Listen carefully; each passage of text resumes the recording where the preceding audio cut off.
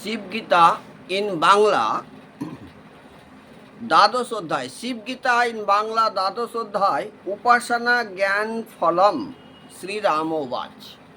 এই শিবগীতা শ্রবণ করলে আমাদের কি হবে না, সর্বগ্রহ দোষ দূর হবে, পার্থিব জীবনের যে চাওয়া পাওয়া সেটা যেমন পূর্ণ হবে, তেমনি প্রেম ভক্তি লাভ হবে, অর্থাৎ নিষ্কাম মোক্ষর পথে আমরা এগিয়ে যাব।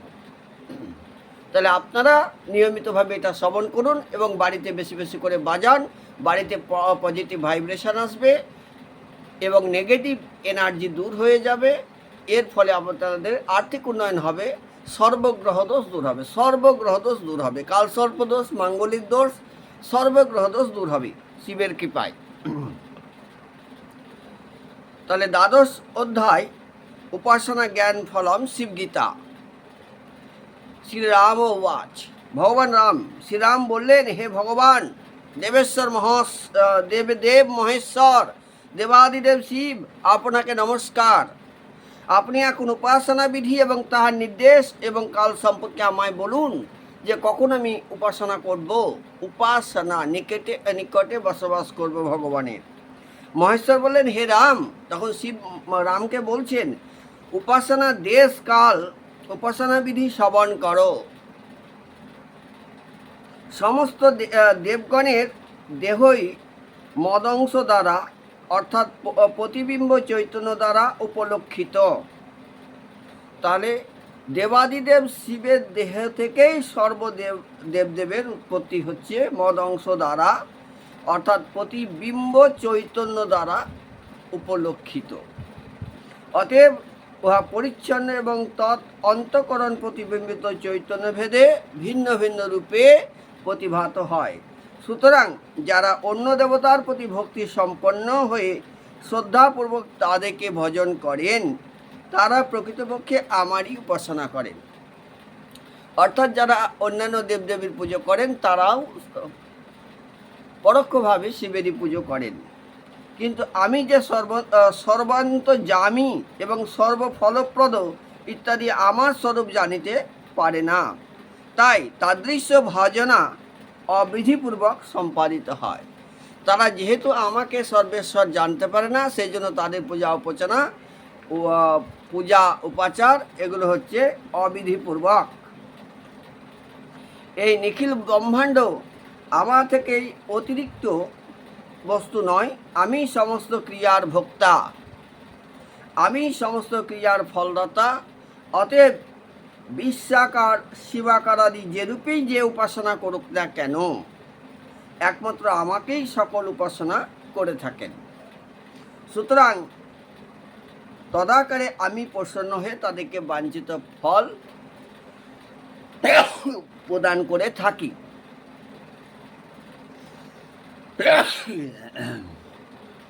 যাহারা ভক্তিপূর্বক আমাকে উপাসনা করে, তারা ওই উপাসনা বিধিপূর্বক করুক বা অবিধিপূর্বক কি করুক, আমি প্রসন্ন হয়ে তাদেরকে অভীষ্ট ফল প্রদান করি, এতে কোনো সন্দেহ নাই।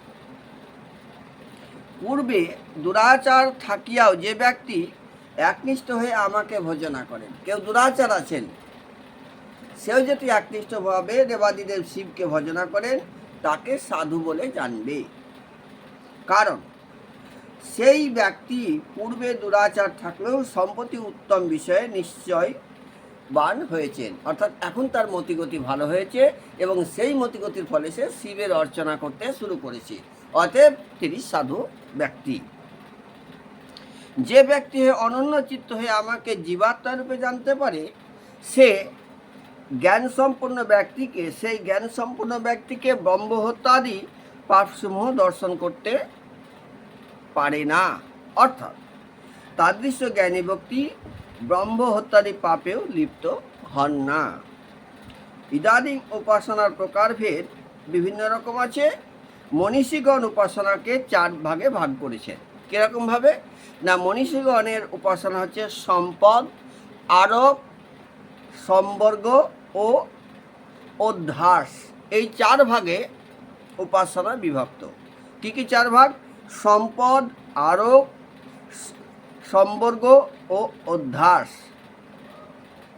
পরিচ্ছন্ন মনের অনন্ত বৃত্তিরূপ গুণযোগ বশত অধিকত্ব সাদৃশ্য গ্রহণপূর্বক বিশ্বদেবগণ অনন্ত এই প্রকার যে চিন্তন তাকে সম্পদ উপাসনা বলে।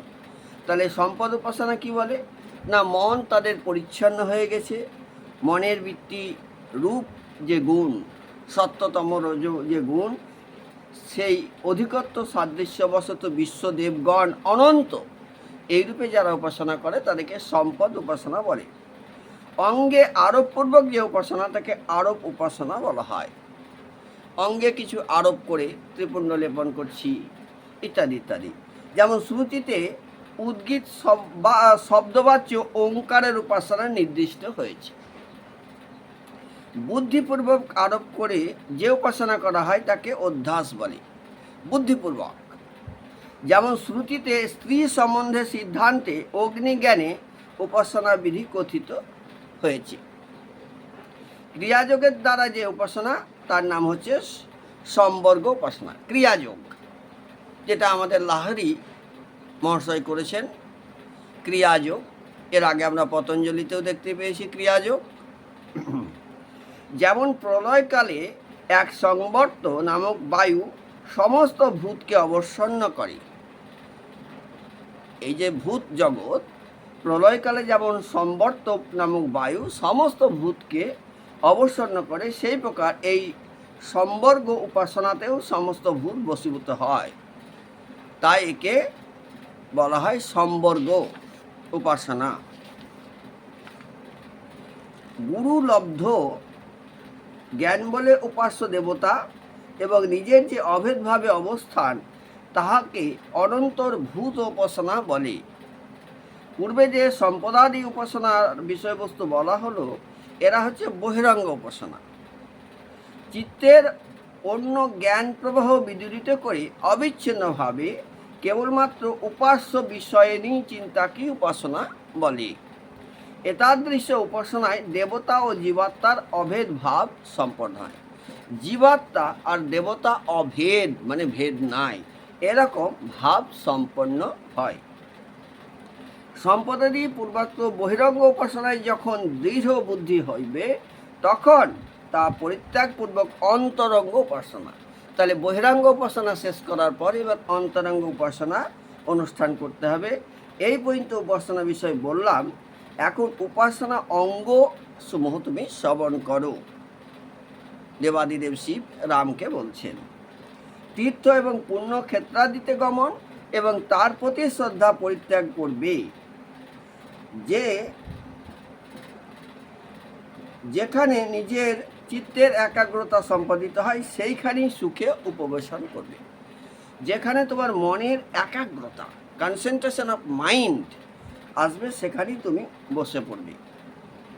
নির্জন প্রদেশে কম্বল, মৃদু বস্ত্র নির্মিত আসন অথবা ব্যাঘ্রচর্মপরি গ্রীবা, শিরোদেশ এবং অন্যান্য অঙ্গ সকল সরলভাবে রাখিয়া সংযত চিত্তে উপবেশন করবে। এটা আমাদের ক্রিয়াযোগেও বলা হয় যে এই চক্র, গ্রীবা এবং মেরুদণ্ড এক সরল রেখায় থাকবে। বিধিপূর্বক ভস্য ধারণ করে সমস্ত ইন্দ্রিয়বর্গকে নিরুদ্ধ করে ভক্তিপূর্বক নিজ গুরুকে প্রণাম করে বিদ্বান ব্যক্তি যোগানুষ্ঠান প্রয়োগ করবে। কারণ গুরু কৃপা ছাড়া কিছুই সম্ভব নয়। যেমন দুষ্ট অশ্বগণ সারথীর বশীভূত হয় না, ঠিক সেরকম যে ব্যক্তি বিবেক শূন্য এবং মুগ্ধচিত্ত তার ইন্দ্রিয়গণ তার বশীভূত নয়। যিনি বিজ্ঞানবান পুরুষ, যার সম্বন্ধে সাধু অশ্বগণ সারথীর ন্যায় বশীভূত হয়ে থাকে। যে ব্যক্তি বিবেক শূন্য এবং চঞ্চল চিত্ত, যিনি তার মনকে অচঞ্চল করতে পারেন নাই, সেই ব্যক্তি সর্বদা বাহ্যাড়ম্বরপূর্ণ শৌচ সম্পন্ন হইলেও সেই পরমপদ প্রাপ্ত হতে পারে না। তাহলে আমাদেরকে পরমপদ পেতে গেলে আগে মনকে স্থির করতে হবে, পরন্তু পুনঃ পুনঃ সংসারেই সে প্রত্যাবর্তন করে থাকে। অর্থাৎ তার ক্ষেত্রে যতই সে আড়ম্বরে পুজো করুক পুনরূপী জনরম পুনরূপী বর্ণনম হইতে থাকে। কিন্তু যিনি বিবেকবান, স্থির চিত্ত, যেটাকে ভগবদ গীতাতে বলা হচ্ছে স্থিতপ্রজ্ঞ, স্থির চিত্ত এবং সর্বদা শৌচপরায়ণ পুরুষ, তিনি সেই পরম পদ লাভ করে পুনরায় আর সংসারী হন না। যার বিবেকী সারথি এবং মন রথরজ্জু, তিনি এই সংসার মার্গের পারভূত আমারই পরম পদ অর্থাৎ মৎ স্বরূপতা প্রাপ্ত হন। আর যারা রজ কামাদি গুণে ব্যস্ত রহিত, যারা সত্যগুণ কাজ সমাধি গুণযুক্ত, তাহলে যাদের মধ্যে রজগুণ নেই মানে কামনা শূন্য, যাদের মধ্যে সত্যগুণ আছে অর্থাৎ যারা নিষ্কাম ভজনা করে নির্মল, যাদের মধ্যে তমগুণ কার্যবিরহিত হৃদয় পুণ্ডরীকে চিন্তা করতো, এই হিত পুণ্ডরীকে পরমেশ্বর আমাকে ধ্যান করবে। তাহলে রজগুণ বর্জিত হয়ে, তমগুণ বর্জিত হয়ে, সত্যগুণের দ্বারা অধিষ্ঠিত হয়ে হিত পদে দেবাদিদেব শিবকে চিন্তা করতে হবে। কিভাবে চিন্তা করতে হবে না, অপ্রত্যক্ষ স্বরূপ, অপরিচ্ছন্ন, অনন্ত, বিনাশ রহিত, কল্যাণ রূপ, নিখিল কার্যের কারণ, ব্রহ্মস্বরূপ, পরিব্যাপক জ্ঞান ও সূক্ষ্ম স্বরূপ, রূপ পরিশূন্য, উৎপত্তি বিরহিত হয়ে যখন মায়াপহিত অপহিত হন, তখন নির্মল ফটিক সদৃশ্য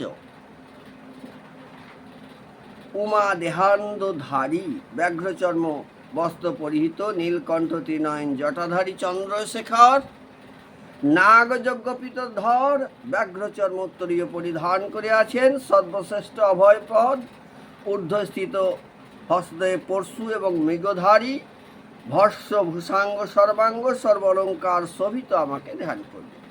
অর্থাৎ দেবাদিদেব শিব সম্পর্কে আমরা যে চিত্র দেখতে পাই, যে বাঘের ছাল পরে আছে, সর্পজার ভূষণ ইত্যাদি ইত্যাদি রূপে আমরা চন্দ্রশেখর এবং নীলকণ্ঠ যার, এই রূপে তাকে আমরা হিত পুণ্ডরীকে ধ্যান করব। এই প্রকারে আত্মাকে অরণ্যী এবং প্রণবকে উত্তরায়ণী করে ধ্যানরূপ মন্থনের অভ্যাসবশত মানব আমাকে সাক্ষাৎ রূপে দর্শন করতে পারে। এইভাবে যখন বারবার বারবার বারবার ধ্যান করতে থাকব, তখন আমরা তাকে সাক্ষাৎ করতে পারব। আমি দেববাক্য বা শাস্ত্র দ্বারা অলভ্য বস্তু, আমাকে অসংযত চিত্র দ্বারাও লাভ করতে পারে না। যিনি ধ্যানের দ্বারা আমাকে প্রসন্ন হন, আমি তাকে সর্বদাই প্রপন্ন হয়ে থাকি। অর্থাৎ দেবাদিদেব শিবকে পেতে গেলে আমাদেরকে ধ্যানের মধ্য দিয়ে যেতে হবে। অর্থাৎ আমার হৃদয়ে দেবাদিদেব শিব বসে আছেন, আমি আমার ত্রিনয়নে তাকে ধ্যান করছি। এই ধ্যানের দ্বারাই তিনি লব্ধ হবেন। যে ব্যক্তি পাপাচার হইতে বিরত নন, যে ব্যক্তি সর্বদা অশান্ত, শ্রবণাদি বিষয়ে অসমাহিত এবং চঞ্চল চিত্ত, তাদৃশ্য ব্যক্তিকে কেবলমাত্র শাস্ত্র জ্ঞান দ্বারা কদাপি আমাকে লাভ করতে সমর্থ হন না। যিনি জাগ্রত, স্বপ্ন, সুষুপ্তি অবস্থায় সাক্ষীরূপে প্রকাশমান থাকেন, সেই ব্রহ্মস্বরূপ আমাকে জানিয়ে মানব সকল সংসার বন্ধন থেকে বিমুগ্ধ হয়ে থাকে। জাগ্রত, স্বপ্ন এবং সুষুপ্তি এই তিন অবস্থাতেই যিনি ভোগ্য, ভোক্তা এবং ভোগরূপে অবস্থিত থাকেন, সেই জ্যোতিস্বরূপ সাক্ষী চিন্ময় সদাশিব রূপে আমাকে জানবে। তাহলে তিনিই ভোক্তা, তিনিই ভোগ্য, তিনিই ভোগরূপে অবস্থিত আছেন। এইরকম সদাশিবকে আমাদেরকে ধ্যান করতে হবে হিতকন্দরে। যিনি আমাকে কোটি মধ্যাহ্নকালীন সূর্যের ন্যায় প্রদীপ্ত, দুপুরবেলায় সূর্য যেমন কোটি কোটি রশ্মি, তার দিকে তাকানো যায় না, এরকমভাবে যদি আমরা তাকে কল্পনা করি। আবার কোটি চন্দ্রের ন্যায় সুশীতল, ত্রিতাপহারী, সূর্য চন্দ্র অগ্নি যার নেত্র, সেরানন কমল রূপে ধ্যান করি, তিনি সর্ববন্ধন হইতে মুক্তি হন। পূর্বোক্ত এই বিষয়টি শ্রুতি সংগ্রহের ন্যায় দ্বারা প্রতিপাদন করছি।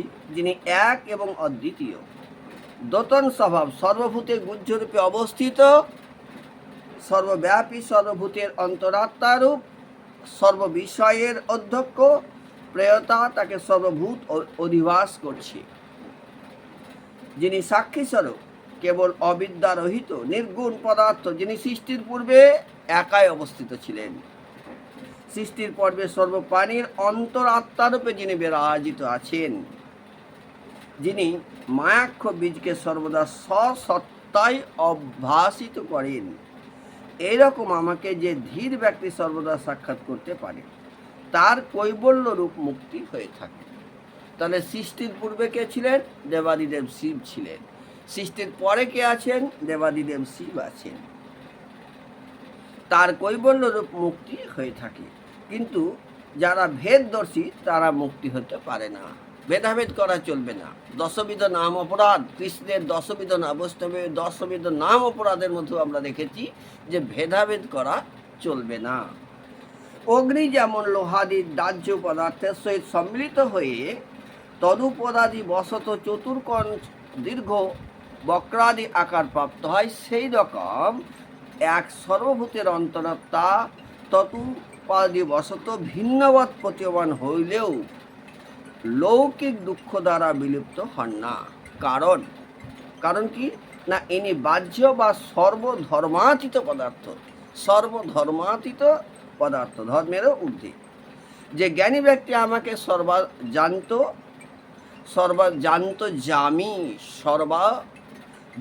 জামি, মানে তিনি সব কিছুই জানেন, যেটাকে ইংরেজিতে আমরা বলি অমনিসিয়েন্ট। পরিব্যাপক সপ্রকাশ স্বরূপ প্রকৃতির অতীত পুরুষ রূপে জানতে পারবে, অর্থাৎ জীবাত্মার সহিত অভেদ সাক্ষাৎ করতে পারবে। সেই বিদ্যমান ব্যক্তি এই সংসারে মুক্ত হয়ে থাকে। এই প্রকার আত্মজ্ঞান ব্যতীত মুক্তির কোনো উপায় নেই। আমি হিরণ্যগর্ভ, অর্থাৎ কি, ব্রহ্মাকে সৃষ্টি করেছি। তাহলে গীতাতে, শিবগীতাতে শিব কি বলছেন? রামকে বলছেন যে আমি হিরণ্যগর্ভ, আমি শিবকে ব্রহ্মাকে সৃষ্টি করেছি, আমি তাকে বেদ উপদেশ করেছি। এতদ বরণীয় পুরুষ আমাকে, যিনি আত্মরূপে নিশ্চয় করতে পারেন, তিনি মৃত্যু মুখ হতে বিমুক্ত হতে পারেন। এই প্রকার শান্তাদি গুণ সম্পন্ন হয়ে যে ব্যক্তি আমাকে যথার্থ রূপে জানিতে পারে, সে সমস্ত দুঃখ, অর্থাৎ ত্রিবিধ দুঃখ, আদি দৈবিক, আদি ভৌতিক, আধ্যাত্মিক দুঃখ থেকে মুক্ত হয়ে অন্তে আমাতি লয়প্রাপ্ত হয়। এটা দেবাদিদেব শিব রামকে বললেন। এই বলে শিবগীতার 12 অধ্যায় সমাপ্ত হয়েছে। আপনারা এটা বেশি বেশি করে শ্রবণ করুন, আপনাদের সর্ববিধ গ্রহদোষ দূর হবে। মনে রাখবেন যে তন্ত্রের আসল হচ্ছে শিব এবং শক্তি। সেই শিব শক্তির কৃপাতেই সর্বকিছু সম্ভব। শিবের কৃপা পেলেও হবে, শক্তির কৃপা পেলেও হবে। এই জন্য আপনারা বেশি বেশি করে শিবগীতা শ্রবণ করুন, শিব সম্পর্কে জ্ঞান লাভ করুন এবং নিজ নিজ অভীষ্ট পথে ভগবানকে কামনা জানান। আর যদি নিষ্কাম ভজন করতে পারেন তাহলে একদম মোক্ষ লাভ করবেন। জয় শ্রীকৃষ্ণ। হর হর মহাদেব, হর হর নর্মদে, হর হর মহাদেব, হর হর মহাদেব। ওম শিবায় শান্তয় কারণতয় হেতবে নিবেদয়ামি আত্মনাং তং গতি পরমেশ্বর মহাদেব মহাত্মন মহাযোগী মহেশ্বর মহাপাপ হরং দেবং মকরায় নমো নমঃ। এতৎ পাঠ ফলং দেবাদিদেব শিব অর্পণম। শ্রবণকারী ভক্তের অশেষ কল্যাণ শ্রবণ করুন, অশেষ কল্যাণ সাধন করুন। প্রভু ভুল ত্রুটি অপরাধ ক্ষমা করুন। ক্ষমস্ব ভগবান শিব, ক্ষমস্ব গুরুদেব, গুরু ব্রহ্মা, গুরু বিষ্ণু, গুরুদেব মহেশ্বর, গুরু সাক্ষাৎ পরব্রহ্ম, তস্মৈ শ্রী গুরুবে নমঃ। মন্নাথ জগন্নাথ মদ্গুরু জগদ্গুরু মমাত্মা সর্বভূতাত্মা, তস্মৈ শ্রী গুরুবে নমঃ। গুরু কৃপা হি কেবলম, আনন্দ হি কেবলম।